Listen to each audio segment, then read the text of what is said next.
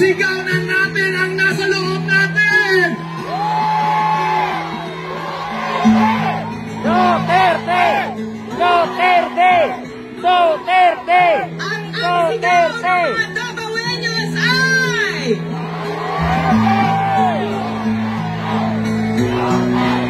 We will never get tired until you are home in Davao! Tatay Digong! We are waiting for your tapaktay!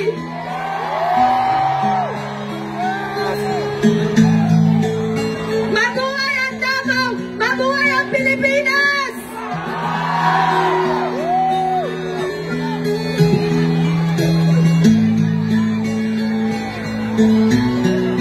Daghang salamat sa inyong sakripisyo, sa inyong mataganinang adlawon just to join this event, this very momentous event. Something unique that we celebrate our 88th araw ng Davao. This is a very special moment for everyone. Today, we made a history